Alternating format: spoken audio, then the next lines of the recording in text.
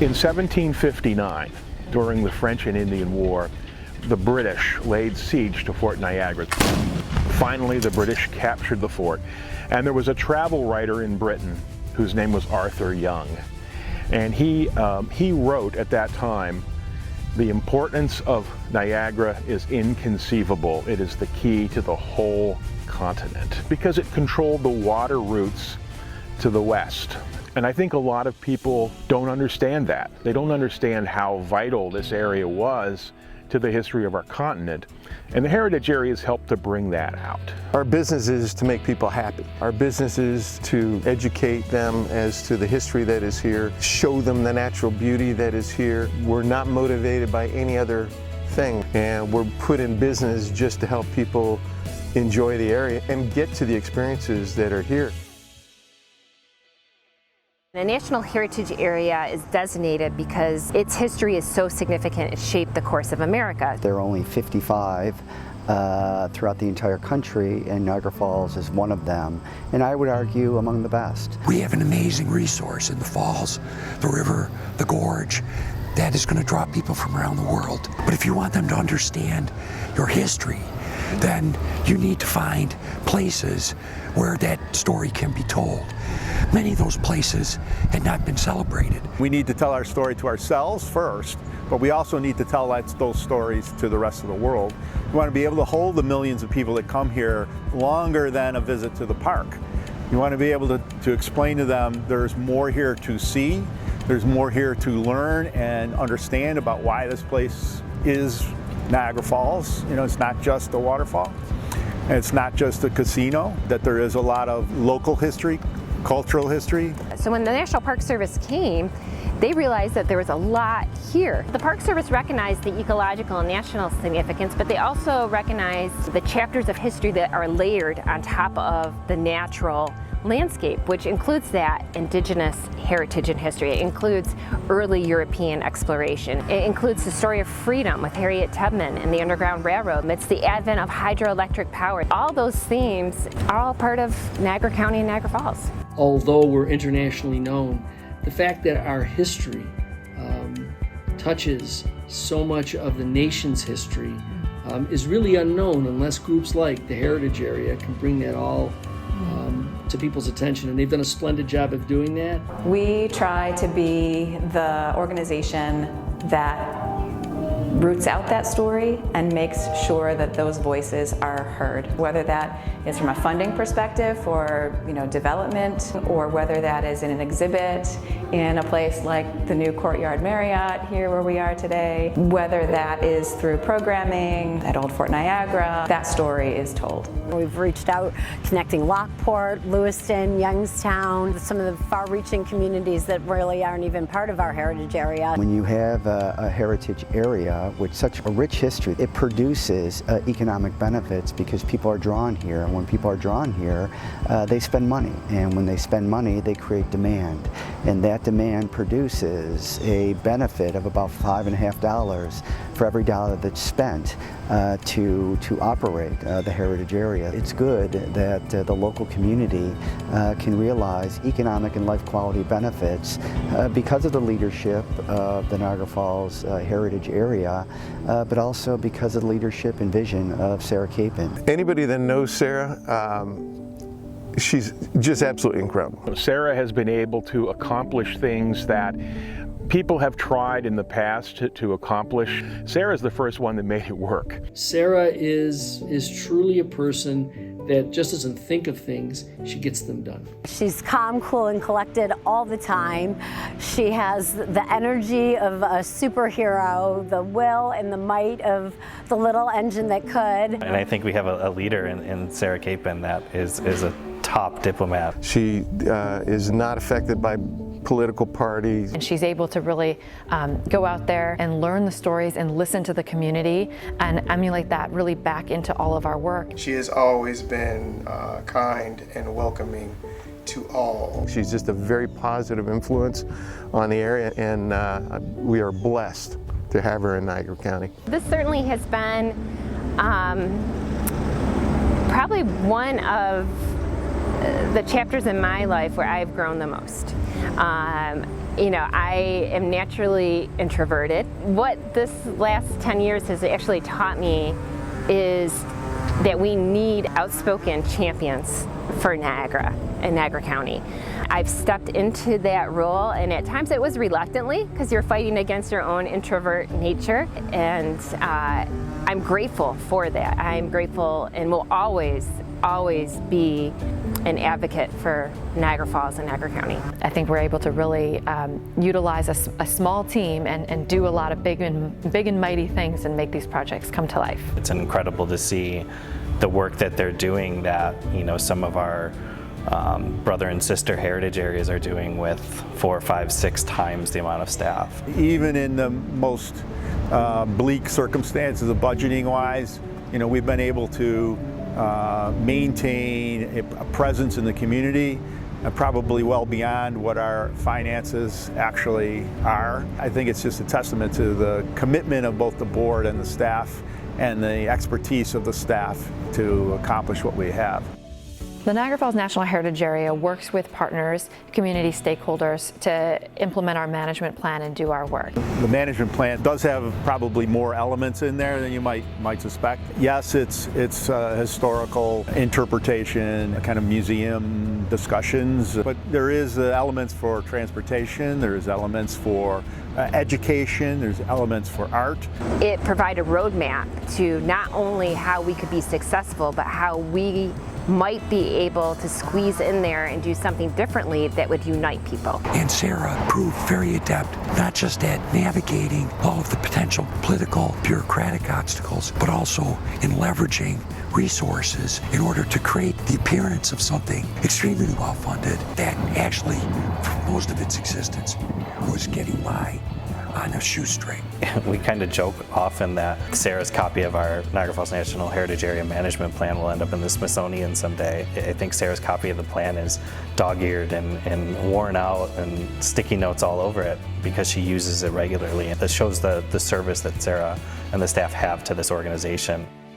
One of the shocks I had as a teacher was to find out from my students that a number of them had never seen Niagara Falls. The other thing that the Niagara Falls National Heritage Area does, every year they sponsor field trips for local schools. I entered that conversation with really talking about the importance of children and younger generations understanding the history that we have in our backyard and connecting school districts to places like Old Fort Niagara, the Niagara River, Niagara Falls. By sponsoring these field trips, they underwrite the admission fees. And many of these students come from inner city schools, and they would not be able to afford this historical experience otherwise. The kids would come home to their parents and say, wow, this was a great time, I had a wonderful time. They were firing off guns at this Fort Niagara. And that creates pride of place in your backyard, but also helps in the long-term understanding of history in the world. Uniting people is important because when you create a coalition of people around common ideas, you're so much stronger. And I think what I heard in those management planning meetings was that everybody operated in their own space without talking to one another. Nobody ever said, well, what's a shared project we can work on together? I think our greatest strength is actually when we collaborate on projects like the Discover Niagara Shuttle. I don't think you can start talking about major accomplishments without talking about the shuttle. The Discover Niagara Shuttle has been, you know, a huge asset to this region. Some of the most important historic sites are, you know, dozens of miles from the falls itself. But if you arrive in Niagara Falls as an international traveler without an automobile, how are you going to get there? There are so many places throughout the county that are just beautiful sights to see, tourist opportunities, as well as just the beautiful agriculture that is Niagara County. The shuttle is something that we've been talking about in this area since I was a teenager 30-something years ago, and people have said it couldn't be done. Since I've been here, there were several failed efforts, and you know, the idea was that, well, this will never happen. Look, it's failed before. There's a lot of personalities, a lot of relationships to navigate when pulling off something that big. And somehow the little engine that could, Sarah Capon made it happen for us. It really came about when the Power Vista redid their tourism attraction inside the Vista, and they were trying to get a shuttle going. And Sarah had approached them about the Discover Niagara shuttle, and they became the first strategic partner in it. And then Sarah put together the other partners that helped fund the shuttle. We heard that Sarah Capon was denied the privilege of having the shuttle in a lot of the small towns. They just weren't ready for it. It wasn't just the small towns, Niagara Falls too. And she was able to go back very politely and tell people, this is really something that will help you in the long run. It will help this area. And every single one of them said, okay, now we're going to do it. The shuttle allows people to get to places that they wouldn't normally see if they come to Niagara Falls. It is a free shuttle that runs about 5 months out of the year. We come up with the routes, we come up with the destinations, and we design the shuttle such that they can stay on it and ride it for an hour and a half and see all the sights and not get off. You look at almost 24 stops on the shuttle route. There's partnerships at every one of those stops, from Fort Niagara, the village of Youngstown, the village and town of Lewiston, the city of Niagara Falls, all the municipalities. It creates an incredible and positive economic impact to businesses that wouldn't normally see the customers that we bring to them. It helps to get the local people in the city, especially people from communities where they don't have a lot of transportation, to be able to get on that shuttle with their kids, you know, on a Saturday or something, to be able to say, okay, we're gonna take the shuttle, you know, we're gonna look at some of these historical sites, and kids learn things that, like, wow, you know, I didn't know this. I always appreciate that the shuttle covers the residential side too. It helps people get to work. It helps people and kids get around the area too. Everything I think that the heritage area does covers both sides, the visitor, but really emphasizes the resident. The part of Niagara Falls that probably most people are unaware of is its role in the Underground Railroad. We just think about freedom seekers going north, and then we kind of lose the story.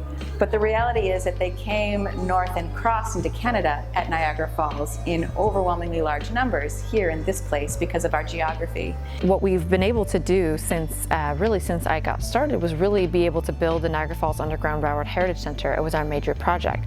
We worked jointly with the Niagara Falls Underground Railroad Heritage Commission to bring this heritage center, this museum here to life. We often get these stories from, you know, the colonized perspective, and you don't always get the other side of that story. The Niagara Falls National Heritage Area is creating a space for, you know, the underrepresented part of those stories. It's imperative that we get the story out about the Underground Railroad and Niagara Falls' role in it, because we're uniquely centered for Niagara Falls. This is a museum of and by for Niagara Falls to represent their history. I just think there's a tremendous value to someone not just learning an historical story, but actually, you know, as the saying goes, standing on the spot where Moses stood, right? And you can feel the history, not just learn it when you do that.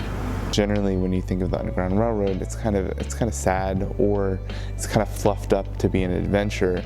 But the stories that we tell here bring them to life and kind of make them more personal to everyday freedom seekers, and to be able to relate it to what's going on in the world. The very last exhibit room here at the Underground Railroad Interpretive Center is a reminder that the struggle for freedom, not just here in the United States, but all around the world, continues to this day. I believe that the speaker series that they have, allowing others to, again, share experiences and get some of the education in a non-forced, very non-confrontational type of way, allows them to take on the journey in their own way. You wonder about all the stories of the Underground Railroad that we don't know, that we've never heard, because it didn't leave a written history. It was illegal. But that's why it's so important to preserve and promote the stories that we do have. These stories really resonate home to people, and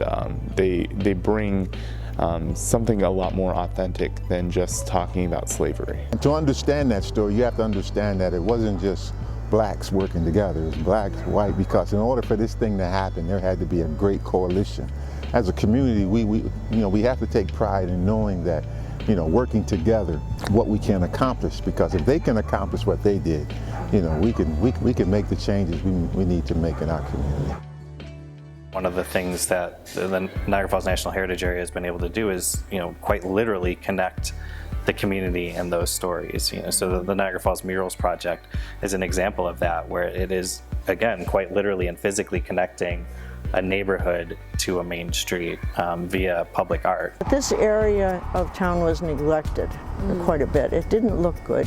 And so it was very important to have this area developed and looking nicer. All these murals behind us are community-driven murals. The concepts and ideas came from the community. The murals just perked it up. They're so beautifully done and made the neighborhood people recognized. Finally. They tell a story of people who either lived in the city or people who made positive things happen around the country. When I kind of went through what the neighborhood would like to see, there was a lot of people listed. So these are all photos of kids that live in Highland community. And so the bottom part will kind of be the kids nurturing the environment, and then up above will be almost a border of community mentors. Most have passed on. Hopefully that the community has driven a lot of what's going into it. Starting a conversation and bringing those resources into the community to allow them to tell their story and to lead their conversation. So I think those stories being told inspires, a young man like Pop Porter becoming a professional boxer, young kids in the neighborhood can see, wow, man, maybe one day not only can I be a boxer, but have my mural painted in my community. And I know, as a resident of the neighborhood, every time I drive by, I see people stopping, taking selfies in front of the murals, and I know that they're incorporating those stories into their identity, to their consciousness, in a way they wouldn't if that graphic representation hadn't been there. It's good to see the recognition of so many people in the community, evidenced in some of those murals, as well as just the message of unity and the message of inclusiveness. We're going to be really close to completing this series, and our next step is to continue to move throughout the city of Niagara Falls and the National Heritage Area to do other murals that reflect our interpretive themes. It's a significant project. It's another beautiful achievement of the Niagara Falls National Heritage Area. We're hoping that things will get even better as we move into the future. Cultural heritage tourism is one of the fastest growing segments of the tourism market. We know that cultural heritage tourists explore out-of-the-way places, and they spend more money and they stay longer. So as Niagara Falls looks to revitalize itself, the role that we can play in helping that initiative is really important. We're trying to wrap up a strategic planning process right now that'll help to navigate our next steps.